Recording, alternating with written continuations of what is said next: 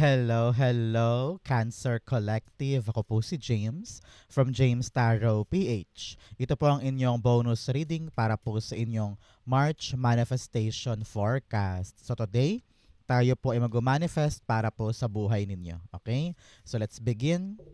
But first, inhale and exhale. Holy Spirit, Spirit Guides, ibigay natin sa mga mahal kong Cancer ang mensaheng dapat nilang malaman para sa buwan na ito. In your overall energy, meron po kayong the Queen of Pentacles. Beautiful. In the area of your what's blocking, ano yung humaharang sa buhay ni Cancer para sa kanyang mga manifestation, meron po kayong the Ten of Pentacles. In the area of what you need to do, meron po kayong the Five of Swords. In the area of what you need to focus on, meron po kayong the Seven of Swords. In what's coming in, meron po kayong the Judgment card. In your divine messages, meron kang the Eight of Cups. Beautiful, beautiful, beautiful. In your fortune, meron kang the High Priestess. Ang future mo, meron kang the Ten of Wands. Lovely. At ang missing puzzle piece, ano po yung kulang na ingredient para talagang matumbok na natin this time ang iyong manifestation. Ito po yun. Mamaya sabay-sabay natin siyang bubuksan sa dulo ng ating reading. But first, mga mahal kong Cancer, thank you po muna sa lahat po ng mga hindi nag-i-skip ng ads. Malaking tulong po yan para sa akin. Every time po na meron tayong libreng reading para po sa inyo. Salamat din po sa bawat like and comment in every upload natin. So keep on liking, keep on commenting. Malaking tulong po yan. Thank you po. So, in the background of your reading, meron kang the Five of Cups. Okay, this time around, Cancer, kayo po'y pinapayuhan ng iyong spirit guides to see the bigger picture. Okay? Meron ka daw mga bagay na pinapanghinayangan mo pa or binabalik-balikan mo pa kahit alam mo naman na wala ka nang maihita pa doon. Kung ito man ay negosyo, trabaho, o love life, or sa buhay mo in general, kung ano mang yang lumipas na, natapos na, talagang hindi mo na kayang isave pa, wag mo nang balikan pa at sisihin pa ang sarili mo sa nangyari. No? It's time for you to open your eyes and see the new things in life. Meron pang mga bago naghihintay para sa'yo na pwede mong yakapin, pwede mong pagkaabalahan at maaaring maging mas valuable para sa'yo. Time na for you to move on and tanggapin mo na siguro nga hindi para sa akin yon. Siguro nga kung ano man to mga lumipas, nawala, natapos, nalusaw, ay hindi para sa akin. And God is protecting me and guiding me on something na alam kong para sa akin talaga. Okay? So yakapin mo tong God's redirection, God's repurpose para sa'yo, and also God's divine plan for you. Okay? Importante ito. Congrats po. In your core energy, meron kang the Queen of Pentacles. Kayo po'y tinatawag ng iyong spirit guides, Cancer, na pagtuunan ng pansin yung mga bagay na alam mong pang long term. Negosyo, trabaho, seryosong love life na may pundasyon, na may kasiguraduhan. Yung alam mo talagang meron ka mapapala dyan. At hindi ka lang basta-basta magsasayang ng oras. Okay? Sabi dito, nurture something na talaga namang meron kang nakukuha. Kasi kung wala, bitawan mo yan. Ilaan mo na lang yung energy mo sa karapat-dapat. Halimbawa, ito ay tungkol sa iyong negosyo. Kung talagang alam mo kung gaano yan ka-valuable, protektahan mo. Ingatan mo. Make sure na nakatutok ka dyan every single day. Ganon din pagdating sa iyong mga inaalagaang projects or pamilya or trabaho, kailangan talaga hands-on tayo to make sure na ito'y tutubo the way we wanted it to be. Okay? Kayo rin po'y ramdam ko dito, nag-manifest ka tungkol sa iyong kaperahan ngayon. No? Marami sa inyo naghahangad ng bigger sahod o kaya na talagang permanent job or pagiging stable. Gusto mo maging stable ang iyong negosyo. No? Ramdam ko dito yung pagnanais mo na mag-grow at talaga namang magkaroon na ng magandang bunga yung pinaghihirapan mo. Yung effort at action, yan yung determining factor o determining factor para ito ay lumago talaga, para mag-multiply. So, let's revisit our effort. Nakatutok ka ba sa maling bagay? Or ikaw ay talaga nagpapahalaga sa alam mong importante sa buhay mo ngayon? Okay? Clarify natin. The Queen of Pentacles is being clarified by the Page of Pentacles. Sabi dito, yakapin mong mabuti, i-prioritize mo itong isang bagay na alam mong magaling ka, mahusay ka, gumagana, at talaga namang tumutubo. Yung negosyo mo, talaga nakita mo na umuunlad, tutukan natin. Nakita mo yung trabaho mo na permanent at talaga namang okay, smooth sailing, tutukan natin. Yung ipon mo, maganda ang galaw, dumadami ng dumadami, i-prioritize natin. Kung ano man yung isang bagay na alam mong kaya mong paunlarin at maging solid, maging permanent, maging long-lasting, ingatan daw. Pinapayuhan ka rin na aralin mo daw mabuti ang pasikot-sikot sa bagay na yan. Kung kailangan mo mag-online tutorial, workshop, training, seminar, do it. To make sure na bawat aspeto sa bagay na ito ay kabisado mo at talaga namang alam mo kung anong gagawin. Your knowledge will be your power para ito ay tumubo ng malaki. Okay? Very important yan. So mga Cancer, panahon na to para sa'yo ay manifest this time. Okay? I-comment mo na sa ating comment section ang manifestations mo para maganap na yan ngayong buwan na to. Dali-dali, ito yung right moment to do that. Okay? In your blockages, meron kang self-sabotage and face your inner demons. Sabi dito, panahon na para mag-transform ang life mo. Kung ano man yung mga kadiliman, kabulukan sa buhay mo, harapin mo na yan. Yung mga bisyo na hindi mo kayang iwasan, panahon na para maging disiplinado ka, putulin yan. All of your fears, kailangan yan hinaharap para makita mo talaga yung halaga ng mga bagong bagay at makita mo kung ano yung mga sinasayang mo na fina-focus mo sa mga mali. Okay? You also have self-sabotage. Yes, huwag mong hayaang ikaw ang sumira sa potential mo. No? Kung meron kang mga katamaran, halimbawa, na imbes na asikasuhin ngayon, pinagpapaliban mo, pinapatagal mo, because you're so afraid of rejection or afraid ka sa responsibility na kaakibat ng aksyon. Kaya lalo mo pinapahaba, pinapatagal. Minsan din, negative self-talk ka. Kinakausap mo ang sarili mo na puro negative.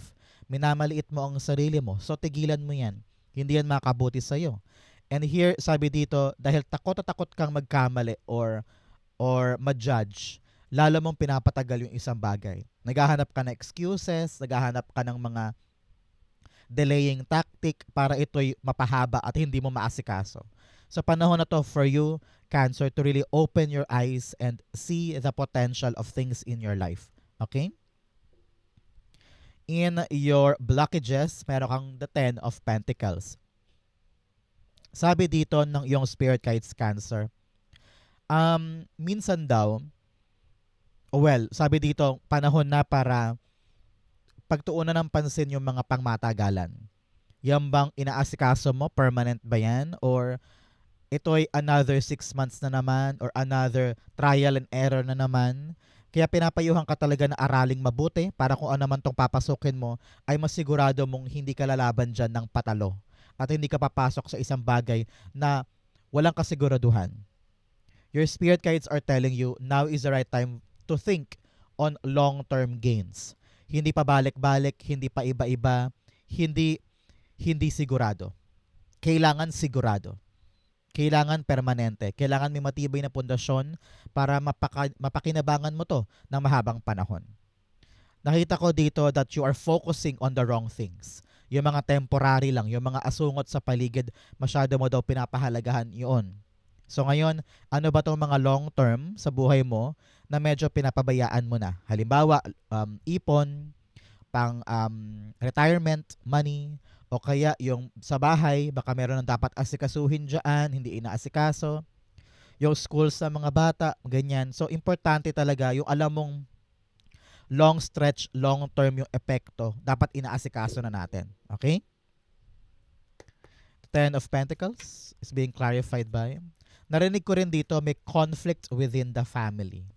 For certain Cancer dyan, merong hidwaan or hindi pagkakasundo, maaring sa upa or sa property or sa mga naiwan ng nanay or ng lola. Para merong gusot eh. At yun yung humaharang sa manifestation mo. So narinig ko dito, panahon na for you na mag-usap kayo lahat-lahat and linawin yung dapat linawin and move on. Parang ganon. Okay? Ten of Pentacles. The Hermit card. Yes, panahon na for you to shine. I'm hearing here na parang panahon na para kumawala ka sa shell mo. Medyo takot ka kasing magsalita eh. Takot kang magsabi sa family. Takot kang mag-suggest ng mga idea mo. Or takot kang mag-solo. Very specific ito. Takot kang iwan sila. Takot kang kunin yung mga bagay na para sa'yo talaga. It's because iniisip mo na they are your parang support group and you feel like kapag iniwan ko sila, baka sabihin nila selfish ako. Ayaw mong putulin yung ugnayan sa kanila. Pero nakita ko dito na parang time na for you to really be independent and shine for yourself. Parang maraming beses ka na kasi nagsakripisyo para sa kanila. So parang naibigay mo na yung pang kanila eh. Naibigay mo na yung pwede mo ibigay sa kanila eh. Parang ang tanong, paano ka naman? No? Ano naman yung mga long term na gusto mong makuha para sa sarili mo? No? So now is the right time for you to think about yourself. It's all about you. What makes you happy? What makes you complete? What is your next purpose in life na long term? Yun na kailangan mo isipin. Pang sarili. Okay? So, Cancer, anong ginagawa mo today? Ikaw ba'y naglalaba, nagluluto? Ikaw ba'y papunta sa trabaho or patulog na? Comment down below po. Paano nyo pinapanood ang ating videos every time? Okay? In the area of what you need to do, meron po kayong the Five of Swords. Sinasabihan ka dito, Cancer, to really stay away from drama. Stay away from something na hindi worth it ng time mo. Okay? Especially kung ito'y gulo, conflict, away, sigalot, struggles, or toxicity sa paligid, hindi mo deserve yung ganyang distraction. Kumbaga sabi dito, ilaan na lang natin to sa mas kapaki-pakinabang kesa pumatol tayo sa mga tao sa paligid. Meron kang laban na dapat ipanalo. Pero yung mga laban na yan, dapat pinipili mo. Okay? Hindi lahat ng laban sa buhay mo ay kalaban-laban. Meron dyan asungot lamang na dapat mong i-ignore. Okay? Five of Swords. The Two of Wands. Yes, meron pang magandang naghihintay sa iyo sa dako paraon. Time na for you to really plan your life ahead and take a risk. Alam ko maaaring nahihirapan ka ngayon sa ginagawa mo. Maaaring maraming tao sa paligid mo kine-question ka, pinapahirapan ka, or minamaliit ka. Pero sabi dito, wag sanang lumaylay yung pagnanais mo na makawala sa isang pattern sa buhay mo na gusto mo nang mag-grow, gusto mo nang alisan. And you need to understand na marami pang pwedeng mangyari sa'yo, marami pang pwedeng maabot para sa'yo. So keep on exploring, keep on taking risks, and keep on fighting for the life that you want. At huwag kang papapigil sa mga toxicity na ito. At huwag mong hayaang pigilan ka ng drama na yan. Go, find your success, find your beautiful life, at huwag kang papapigil na maabot yan. Okay? In the area of what you need to focus on, meron po kayong the Seven of Swords. Sinasabi dito, mag-focus ka sa mga bagong atake mo. Ramdam ko na wala ka masyadong tiwala sa ibang tao dahil nga maybe na-disappoint ka na sa kanila, feeling mo pinabayaan ka or iniwan ka sa ere or niloko ka. So now is the right time for you to really trust yourself. Kung ano yung mga balak mong gawin, some of you gusto na mag-solo, gusto nang mag-decide on your own self. And itong move na to, medyo mahirap to dahil nga hindi nakasanayan, kakaiba ito ngayon at talagang you're going against the grail, di ba? So sabi dito na yung spirit guides, kapag ramdam mo kung ano yung dapat gawin, i-push mo yan. And you will find a better solution or a better plan na talagang gagana para sa'yo. Kaya sabi dito, kailangan makabago, hindi yung makalumang paraan kasi hindi na yun gagana eh. You really need to come up on a brand new na strategy para talaga magtagumpay ka this time. Okay? Seven of Swords, the King of Pentacles. Yes. Ngayon, you are now starting to build something that is permanent, long-term, long-lasting. Here, in your core energy, talagang may problema ka sa kapirahan, no? Nag-iisip ka ng paano ko to mabibili, paano ko to mababayaran, paano ko to magagastosan. And ngayon, inaaral mo yung mga potensyal kung saan ka makakadiskarte. And here, huwag kang mag-alala, makakapag-focus ka at makakaisip ka ng bagong paraan na talaga namang gagana para sa'yo. At hindi ka ganun mahihirapan. You are now entering a part of your life kung saan meron ka ng solid solution na gagana ng long term sa'yo at may matibay itong sandigan, kumbaga, na magagamit mo. Example, meron ka ng diskarte para kumita ng malaki, makahanap ka na ng bagong trabaho, or makabuo ka ng bagong sideline, pwede rin na makadagdag sa kita mo, mga ganyan. Now, you are learning more and you are now getting stronger than before. Malaki na yung chance mo to earn big na talaga namang matibay, may pundasyon at pangmatagalan. Congrats po. I-claim mo to para sa'yo to. In your what's coming in, meron kang reaching your destination, your light is shining brightly. Sabi dito, malapit na malapit na malapit ka na sa destination or goal mo. Kaya kailangan dito maging mas masipag, mas palaban, focus, focus, focus sa goal para maabot na yan. You also have surrendering to the journey, release control. Yes, pakawalan mo yung control mo, isurrender mo kay God yung mga takot mo, yung mga alalahanin mo. Huwag ka na mag-overthink, huwag ka na mag-overanalyze. Just let things happen. Gawin mo lang yung makakaya mo, sundin mo lang yung instinct mo, and don't control the narrative. Kayang-kaya mo yan, okay? In what's coming in, meron kang the judgment card. Sabi dito, kung meron kang mga bagabag at para talagang gusto mo nang baguhin ang buhay mo, isurrender mo. Nakita ko dito yung malaking tiwala mo sa divine power na parang, God, sige na nga, kayo na pong bahala, itataas ko lang sa inyo to. I'm surrendering everything to you. Dati iwas ako ng iwas tungkol sa mga bagay na kaya ko namang simulan, kaya kong buuin. Pero ngayon, gusto ko nang gawin yung gusto mong ipagawa sa akin. I am now surrendering my life to you. And dito sa paggaan na ito, Cancer, mararamdaman mo na, okay, I'm protected, I'm guided, and mas makikita mo ng malinaw lahat-lahat. So ngayon, kung ano man tong realization or pagkatuto, pagkalinaw mo tungkol sa isang aspeto ng buhay mo, dadalhin ka nito sa tamang direksyon. Kasi now you understand na kung paano magtiwala sa Diyos, kung paano kumapit sa Kanya, at kung paano wag dibdibin yung mga nangyayari. And nakita ko rito na ready ka na to embrace the true purpose na gusto niyang ibigay sa'yo. Now, you are learning to move on and binubuksan mo na ang sarili mo sa mga bagong bagay. Yan yung realization mo this time. Judgment card, the Four of Pentacles. Yes, dati sobrang tight ng pagkakahawak mo sa buhay mo. Ayaw mong gumalaw, ayaw mo dating mag-explore or mag-experiment or sumubok o mag-take risk kasi iniisip mo, baka pag sumubok ako, lalo akong mahirapan, lalo akong matalo, o lalo akong maging komplikado. Pero ngayon, you realize na sa sobrang control, sobrang yakap, sobrang gigil mo, doon ka lalong na-frustrate or nahihirapan or doon ka lalong walang nalalasap na success. Kaya ngayon, you are realizing na kailangan I need to let things go. I need to let things flow. I need to let loose.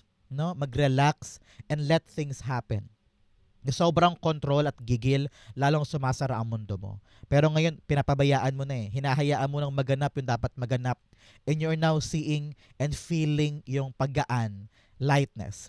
And that will lead you to really a successful life. Kasi hinahayaan mo nang umalis yung dapat umalis at papasok na talaga this time sa wakas yung para sa'yo talaga. Okay? So congrats sa mapagpalaya at magaan na pagtanggap sa kapalaran. Congrats po. In your divine messages, meron kang hold your vision. Sabi dito, kapitan mo talaga yung goal mo. Eyes on the prize, eyes on the target. Wag maliligwat, wag madidistract, no? Make sure na talaga namang yung oras mo ay devoted doon sa isang bagay. Okay? You also have what do you need to release? Yes, ano daw ba yung mga dapat mong pakawalan? Ano ba yung mga marirealize mo this time na pilit mong niyayakap na dapat ko nang i-let go? Kapag nakita mo yan, gagaan talaga at mas streamlined ang direction mo sa yung goals. Okay? In your divine messages, meron kang the Eight of Cups. Sabi dito, kapag nalaman mo talaga yung katotohanan tungkol sa isang bagay o sa isang tao, aksyonan mo yan. Hindi porket nalaman mo na, ay hindi na pala ako masaya, nagstay ka pa. Ay, niloloko pala ako ng taong to, nagstay ka pa. No? Learn to give yourself the dignity and pride and grace to walk away on something na alam mong hindi na para sa'yo. You have the every right para hanapin yung iyong destiny, ang iyong fulfillment and happiness. Kaya kung yung mga bagay na yon ay hindi mo nakita dito sa isang bagay na ito o sa isang taong ito, learn to live that and chase what's better for you. Panahon to para maging mas matapang at talaga namang hanapin yung kaligayahan, satisfaction na deserve mong makuha ngayon. Okay? The Eight of Cups is being clarified by, wow, dami. Tumilapon sila. Medyo nagdadabog ang ating cards. Telling you na, huy, larga na, huy, iwanan mo na yan. Nagpapakamartir ka sa isang bagay. Wow. They're telling you to leave something behind in order for you to grow. Okay? Eight of Cups. The Empress card. Yes. Prioritize yourself, your beauty, your peace of mind, your happiness, yung payapang buhay para makreate mo na talaga yung solid na bagay na para sa'yo. Hanggat hindi ka daw umaalis sa isang bagay o sa isang lugar na alam mong nakakaapekto sa kabuoang pagkatao mo, mahihirapan kang lumikha ng mga gandang bagay pag ganun eh. So set yourself free para talagang mas lumuwag ang buhay at mabuo na yung talagang destined for you. Very important yan isa-isip mo this time. Sa fortune mo, meron kang target a goal-oriented person. Yes, kailangan talaga meron kang hold your vision, nakatutok ka sa isang goal para madaling matumbok at hindi ka maligaw. At hindi ka ma-distract. At lalong hindi ma-delay. Okay? You have bow, you are highly thought of. Yes, maraming mga tao sa buhay mo ang mataas ang tingin sa'yo, kinikilala ka sa galing mo, sa husay mo, sa mga nagawa mo. Kaya wag mo nang maliitin pa ang sarili kasi kung yung ibang tao nga may tiwala sa'yo, dapat meron ka rin for yourself. Okay? You have but take care enemies are working against you. Sabi dito, kailangan talaga tayo yung maging maingat, maging mag-double check, make sure that every step is really talagang sigurado to make sure na walang aberya. Okay? You have staff, you will be taken care of in difficult times. Yes, mayroon pong darating na tulong para sa inyo, kaya huwag kang mag-alala. Hindi mo to gagawin mag-isa. Help is coming. Ito yung magpo-provide sa iyo ng guidance, paggaan at pagtulay sa mga bagong bagay. Okay? Claim mo to. In your fortune, meron kang the High Priestess. Sabi dito, this time around, sure ka na. Mararamdaman mo ito sa sarili mo na ito na yung gusto ko, ito na yung gagawin ko, lalarga na ako.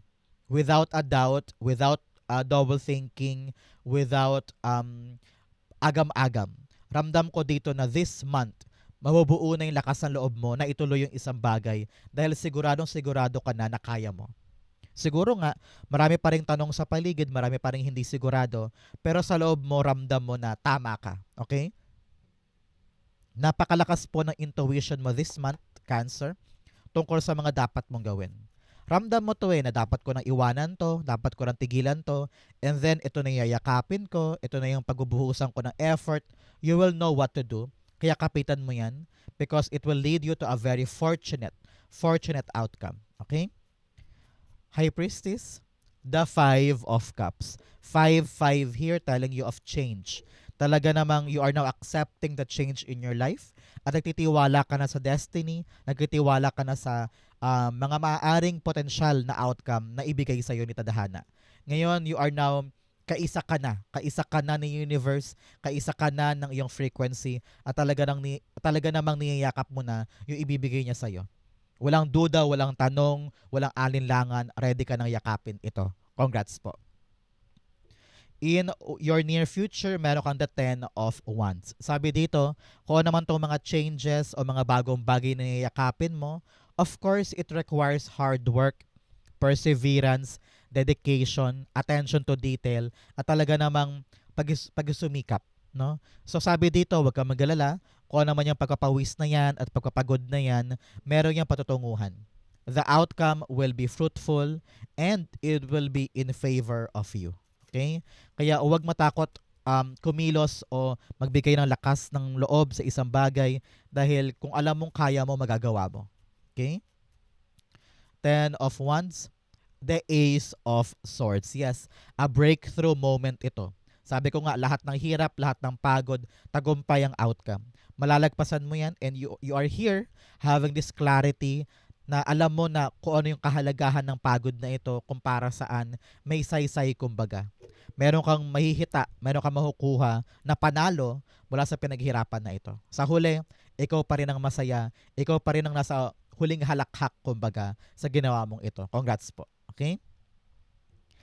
In what's missing, ano yung kulang na ingredient para talaga namang makuha mo na yung manifestation mo?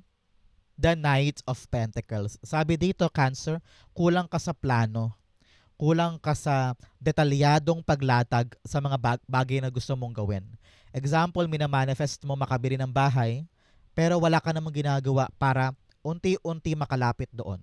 Siyempre, you need to be aligned sa iyong mga pangarap, di ba? Kailangan may effort ka pa rin binibigay to align yourself at salubungin yung manifestation. So, ano ba yung planong ginagawa ni Cancer para mabili yung bahay? Example, ang minamanifest mo yung maging artista, halimbawa, pero hindi ka naman naglalatag ng plano na, ay, by next month, a-attend ako ng workshop or next month mag-audition ako. Kailangan may konkreto kang ginagawa based on your meticulous plan para ito yung mangyari. So, kulang ka daw ng driving force, andar, at talaga namang clear plan to do so. So, tanungin kita ngayon, Cancer, ano ba yung minamanifest mo na bagay? Meron ka bang plan, a course of action to make it happen? O naghihintay ka lang dito na may maganap? You need to make a move, sabi dito. Okay? Knight of Pentacles, the Justice card. Yes, sabi dito, ibigay mo sa sarili mo yung hustisya na dapat mong makuha. Kung aandap-andap ka lang dyan at talagang hinahayaan mo lang na mangyari yung dapat mangyari without making a move, no? Kailangan ipakita mo rin kay universe na nag-e-effort ka. Pero do not control. Huwag mong kontrolin, huwag mong pilitin. Gawin mo lang yung makakaya mo. And the justice will go in your favor. Sabi dito, mini-mirror lang ng buhay yung ginagawa mo. Kung nag-e-effort ka, naku, mas mag-e-effort din sa'yo yung biyaya. Pero kung nakatunganga ka lang dyan, ganon din yung biyaya, nakatunganga lang din sa'yo. So, pinapayuhan ka dito, Cancer, to really research. Mag-research ka daw muna, alamin mo lahat ng pwede mong kalkalin para mapaganda mo at mapatibay mo yung iyong plano. Para meron ka mapanghahawakan na solid na bagay at direksyon sa gagawing ito. Hindi pwedeng bara-bara lang or sinabi niya ganito daw, okay, ganito na. No, you need to make sure na tama yung sinabi niya at yung direksyon ng gagawin mo. Kailangan legit, kailangan nabusisi, kailangan authentic, okay? Kung ito ay documents, papers, or interview, kailangan talaga mini-make sure mo na lahat ay legit dyan. So, bala mo ngayon ay knowledge. That is your power to create a good transition and good plan happening in your reality. Okay? Good for you and congrats po. So, Cancer, manifestation dusts po para sa inyong lahat. After watching this video, talaga namang manifest mo na yang gusto mo na yan. Okay? Saan po kayo nakaresonate? Comment down below. Babasahin ko po yan. Thank you, Holy Spirit, Spirit Guides, for the clarity and messages na dapat malaman ng mga Cancer today. Your manifestation is now coming true para sa iyo. Good luck and congrats po. So, thank you po for watching hanggang dulo mga mahal kong Cancer. I love you. This has been James for James Tarot PH. God bless everybody.